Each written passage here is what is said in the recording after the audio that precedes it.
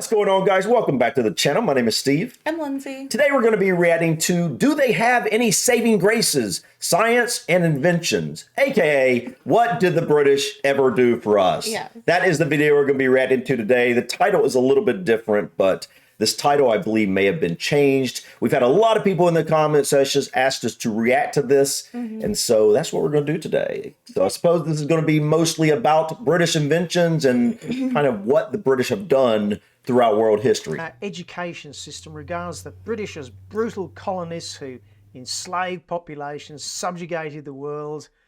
Out of roughly 200 countries in the world today, the Brits colonised, settled or invaded about 90% of them. Oh my goodness. Which I think... Wow. 90%?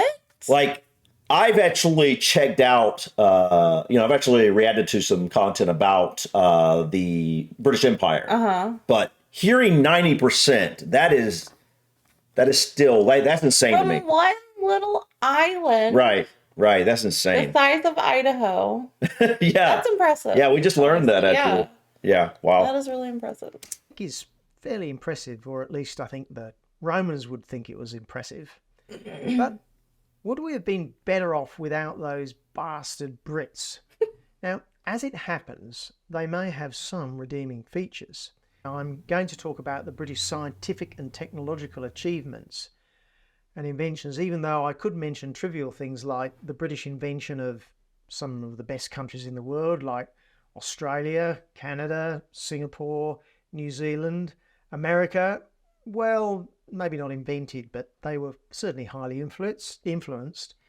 Or even the only decent country in the Middle East, which is Israel, courtesy of Mr. Balfour, and many other countries that have a great... I don't know, I would say America at least was invented kind of by the British. Yeah, definitely an offshoot. I mean, settled. Yeah. Settled. I mean, like, started the formation of a nation. Different ideals, but from the same place. Well, I wouldn't say different ideals. Most of our government, our value systems come from the British originally. Yeah. And obviously the British also got some of their ideals from other areas as well throughout history. But nonetheless, I mean, it was, originally British settlers that settled here.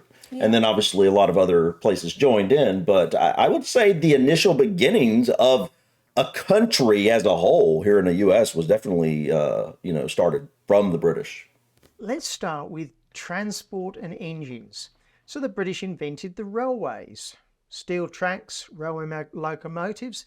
In fact, wherever the British went, railways followed. So they put in railways in Germany, India, South America, and of course everybody copied that. Then we have the modern bicycle. Initially called the Rover Safety Bicycle, apparently. Chain drive, caster steering, and relatively small wheels. Invented by the Rover Company. In fact, in Poland, the word for bicycle is Rover. And yes, it's the same company that makes Land Rovers. Oh! What? Wow. That's pretty crazy. Yeah, I would have never known that. Now, the British obviously invented the first engines, which was the steam engine, and that broke us free from Industrial Revolution, breaking animal and human-powered devices. Think about that already. Yeah, I mean, the bicycle's amazing, but think about this. Think about, like, we would not have had the Industrial Revolution without two of the three inventions he just mentioned. Yeah, that's true. Now, while the British were inventing the steam engine, they, of course, had to invent the piston, and more importantly, the piston ring that seals the piston, a truly remarkable technological invention which is even now being developed further. And the piston ring is the basis for petrol engines and diesel engines. In fact, virtually every engine. So no Brits, no engines. No engines. Next, they invented the first engine-powered ships, obviously steam-powered. Ships' propellers, steel ships, the steam turbine, initially for powering ships, but now it powers the generators in every coal electricity generating plant and every nuclear generating plant.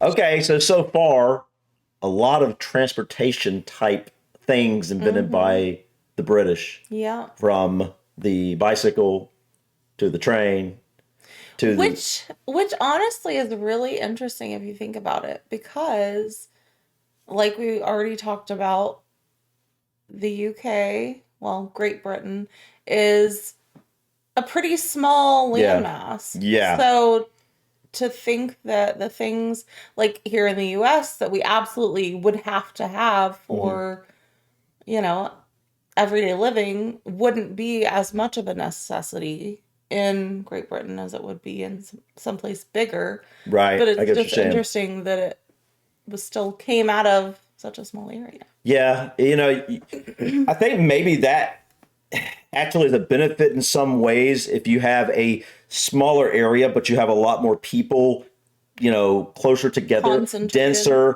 because you have, it seems like it may be easier to communicate with each other and get things done early on before our modern technology of the internet and phones and things like that. Like a closer network of minds. Closer network of minds. That's a good way to put that. Yeah. So that's about 50% of all the electricity that's generated today, all courtesy of Mr. Parsons. Here's a very interesting one, the modern traffic roundabout in the 1960s. Now, you might think that roundabouts have been around since way before the 1960s, but did that say UK's first roundabout? Idea. Oh, hold on. I think that said. Oh, yeah. UK's first roundabout built circa 1909. Wow. This doesn't surprise me. I know that the British seem to love the roundabouts. They're everywhere in the UK. Been around since way before the 1960s, but the Brits had the inspired idea of changing the rules for the roundabout. In other words, yield to enter, which massively increases the efficiency of the roundabout. Yeah. And we have the cat's eye reflector. Oh. Okay. I've never seen that. Not that style. I started saying that looks different. Cat's eye reflector. And it's interesting how it looks like compared to what we have here. I don't know if these are what you guys would normally see, or if this is an older model or something, but what we have here is just like a piece of plastic. Like a square plate kind of thing that's reflective. Yeah. Just embedded in the road. Yeah, and they actually just come through, and it's not built like this. This is like more sturdy. This is like more part of the road than what we usually have with. But with I could see it maybe getting dirtier and not being as reflective. This? Yeah. Yeah, I find it interesting that obviously this looks like the only part. And cat's eye. Is that what they called it? Yeah. Cat's eyes. Okay, so that must be why it just looks like two eyes. Oh no, not cat's eyes, but that's interesting. Okay. Caterpillar tracks, which the Brits invented before they invented. Okay, that's a big one. So there's much more we could talk about in terms of transport technology, but we must move on to other industrial and technological stuff. Now you guys own the invented transportation. Almost started the Industrial Revolution in the 18th and 19th century, and it's debated why it started in the United Kingdom, but clearly there was something special going on that made that spark. And of course, it started in the textile and agricultural industry. In the textiles, what I would have thought. They invented the flying shuttle, powered looms, the spinning mill for making powered looms. In fact, if you didn't have the Brits, you don't have the very fine modern clothing which we have now, which is also incredibly cheap compared with what it used to be. Oh, I can only imagine. Clothing's so cheap now. unless you go get the name brand whatever that's $200 for a pair of jeans or whatever. It's just ridiculous. In the agricultural industries, there are all sorts of mechanical devices like the mechanical seed drill, the haymaking threshing machine, but also really important things like phosphate fertilizer production, selective breeding. But that's selective just breeding. The beginning of the Industrial Revolution. If you're going to have an Industrial Revolution, you need a big build buildings. And so the British gave us Portland cement. A revolution. Oh, that's a big deal. We'd be without it. Then we have things like steel boring machines, which led to the modern lathe, which is ubiquitous in metal cutting. Hyper-accurate machines for measuring things, the micrometer, for instance. You cannot have modern engineering unless you have hyperfine methods for measuring things. So the first long-distance communication cables were invented by the Brits, the coaxial cable. This was used for underwater cables to link the UK to America and other places. That's amazing. That I have never really looked into that, but I've heard of it. The fact that That's basically how the majority of our internet travels is like cables. Can you imagine that?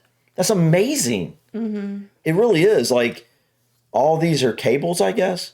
Which, how in the world do they go out and make these long of cables? I would not want that job.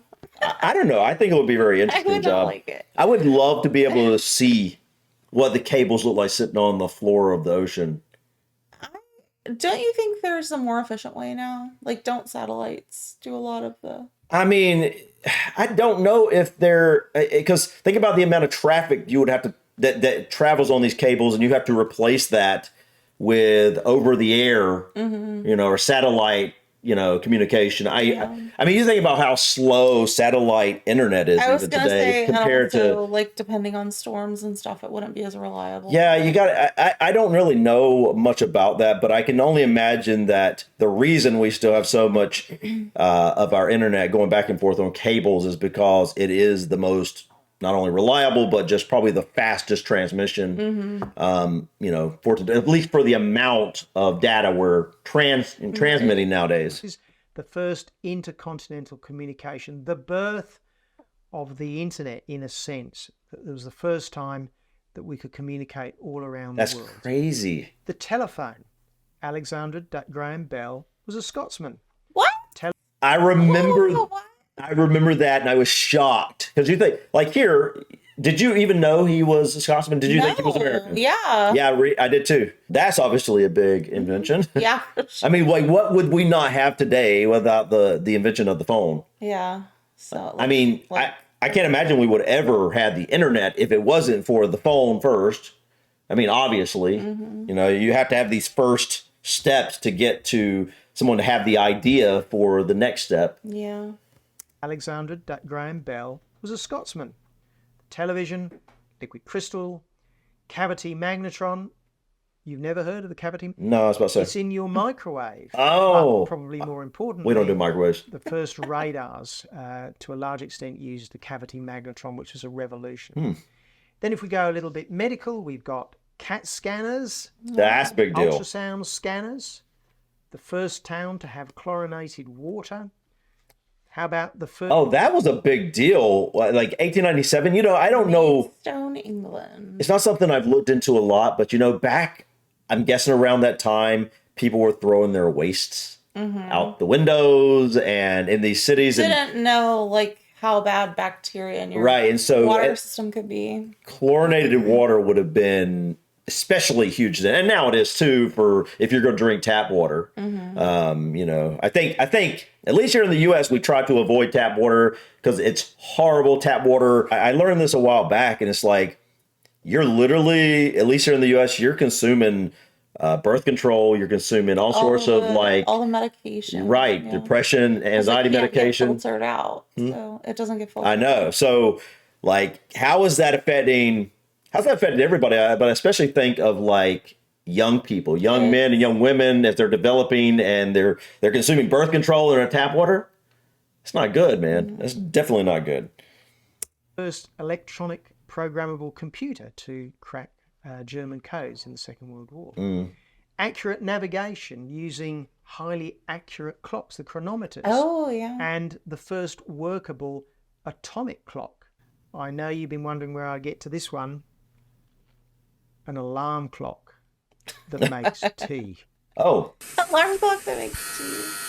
Again, I could have added many, many more things, but let's go. That's such a British thing. I was about to say, that is literally the most British invention I have ever heard of. Alarm clock. You know what? You got to get up early, but you're going to have your tea ready as you get up. Like that.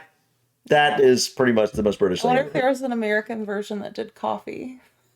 That's true. And isn't that interesting how the Brits love tea, and some Brits obviously drink coffee, but it's coffee here, tea there. I'm neither, except you guys. If you've been along with us for quite some time now, you see, especially the tea test, you'll know that I have started liking a little bit of tea here or there. It reminds me that I started hating tea, and now to the point that sitting down, having a nice cup of tea with hot milk, a little bit of sugar or honey, and a few biscuits. Yeah. That's nice. It's really nice. I get it. the appeal. We have antiseptics, antibiotics, vaccines. Wow. Antibiotics, man. Everything. Let's go. That, like, I think half of us wouldn't be here if antibiotics hadn't been discovered or invented. Nowadays, they're a little too overused, but yeah, definitely an integral part of. I think that's the issue we got nowadays, that people got to the point they're trying to kill all bacteria, like constantly using hand sanitizer and stuff, and it's creating super bugs. Yeah. And now, the worry is that conventional antibiotics don't work anymore. Yeah. And so it's like, we don't generally use antibacterial soap and things like that here. The problem is, though, it's literally everything, at least here in the US, is treated with like antimicrobial stuff. Yeah. And on the surface, that sounds nice, but what is it doing long term? Well, when you think about the fact that we have more bacteria in our bodies than cells that make up our body, you realize how important bacteria is. And relatively few bacteria are actually harmful to us compared to like what we have everywhere. Like, you got bacteria crawling all over your skin right now, everything we touch, and there's nothing wrong with it, right? We should actually want that bacteria, so to touch the bacteria, because it'll strengthen our immune system. We're a little too sterilized. We are, and I think that's one of the issues with kids these days. They start having all these issues because they are sterilized, and so that's a little off what we're talking about, but just definitely, I think we are definitely doing ourselves a major disservice, at least in the Western world right now. I don't know about other areas, but antibiotics are great, but they are great for when they're absolutely needed. Right. Back on to the physics, the laws of optics and the way that radio waves travel. That's the big deal. The laws of electromagnetic propagation in signals and wires. Scotsman James Clerk Maxwell's. You don't have any mobile phones or computers or communication cables without Maxwell. And then we have electromagnetic induction from Michael Faraday's. Oh, the Faraday If you don't cage. understand magnetic induction, there are no electric motors. There's no electric generators. Basically, the whole backbone of the electricity system, you owe it to the Brits. Thank you. Or in mathematics, and there are a lot here, so I'm going to pick the really big one, which is the invention of calculus, yes. There was another guy called Leibniz who also invented it at the same time, but essentially Newtonian calculus is at the basis of a huge amount of advanced science of engineering. It's as fundamental as algebra and arithmetic. Now, this list is not complete. There are literally a zillion other things that the Brits have contributed to. Without those advancements, our lives would be short, harsh, and frankly, just bloody horrible. The world's population would still be about 1 billion, which is what it was in about 1800, rather than the... Wow, he can extrapolate that from like the fact that these inventions were made led to that many more billions of people. Well, think about it. When you have the ability to farm easier, to get goods from here to there easier, and antibiotics keeping people alive longer, and for sicknesses, and like just all the little things added up. You think about how, like, even the farming, when you can grow on a mass scale compared, with fertilizers, like you were saying, and it's all these different things, you are left with the idea that without these things, you would have had a very limited population growth compared to what you had. Very true. Roughly 8 billion that it is today without that wonderful science and technology. Now, if you add up all the bad things that the Brits may have done, the Amritsar massacre, the Bengal famine, and all the other bad things that happened, albeit only occasionally considering the attitudes of the times.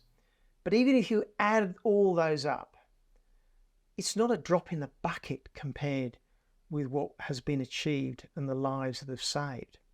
How many lives, how many babies, children were saved by antibiotics and antiseptics, clean water, or the uses of electricity, communications and transport? Famines are effectively a thing of the past because Well, for one reason, we can ship food around from one place to another very, very easily. Now, look, it turns out that I was born in England, and even though I'm an Aussie, so I am biased. But I don't think it makes sense to be proud of what your ancestors did or were unless there's some evidence that you carry on those ideas, values, and traditions. But even if you don't measure up to those ancestors or other people's ancestors, it's just bad form not to appreciate what those people did for us. The contribution of the Brits was truly incredible, and we should all be grateful that they came along. Absolutely amazing. I already knew that the British created a lot of the things we take for granted nowadays in the modern world, but this was a huge eye-opener for me, and I'm sure for you as well. Yeah, I don't know. I mean, probably, like, if I had really been put on the spot, I might have known, like, a couple of those. Right. But most, or at least the vast majority, And this isn't even including, like, all the music. Like I said, literature. The cultural stuff. Right. I mean, you're thinking of cultural things. These are like science and inventions, and there's just been so much. It's absolutely amazing when you look at this and you think he's naming off all these transportation, farming, medical, agriculture, medical, so forth and so on. And you're thinking, if you start taking these pieces away, none of the stuff we have today could be possible, or if it was possible, will be on a much more limited scale. One thing I'd like to say real quick is that I think in today's society, people are all too quick to try to go on this, focus on all the negatives that a country has done or a people have done or whatnot. Especially in Western society. I know you don't see that much in other societies, but Western society here in America, I know you guys in the UK and I'm sure in Canada and Australia and other European nations is all like, all these bad things of conquest or whatnot. But it's like you said, that's not a drop in the bucket compared to it's not. The positive that has been brought into the world. Right. Focus on the negative. It's like acknowledge the negatives of your past, acknowledge them and learn from it. Learn from them, but don't dwell on them. Dwell on the positive things and the contributions and the amazing things that have come from a country or a people. And in this case, Britain. Yeah. So much good has come out of this little island, relatively speaking. Especially when you think of it on that scale. Yeah, it's just the size of a state here. Yeah, the amazing contribution to the world, guys. This is something to be proud of. This is something to be, just everybody should be thankful for what's come out of this island nation. We should be thankful for the people who came before us that invented these really awesome things that we use on a regular basis. And I'm sure most of you watching are very proud of that and are thankful for that. And you already knew a lot of this. But I really enjoyed this. It was really good to see, so many things that we use on a regular basis, learn that where they come from Britain. So, But you got anything you want to add before we go? Nope. Just thanks for being you. Yep. Thank you for being you guys. And I know I am a big rambler, so I think I'm going to shut up now because I will go on forever. But anyways, guys, thank you so much for stopping by. Please click that like button. Feel free to drop your comments or suggestions about this video or others. And don't forget to subscribe to continue to follow us on our journey to discover anything and everything from the UK and Ireland. Until next time, guys. Peace. Bye.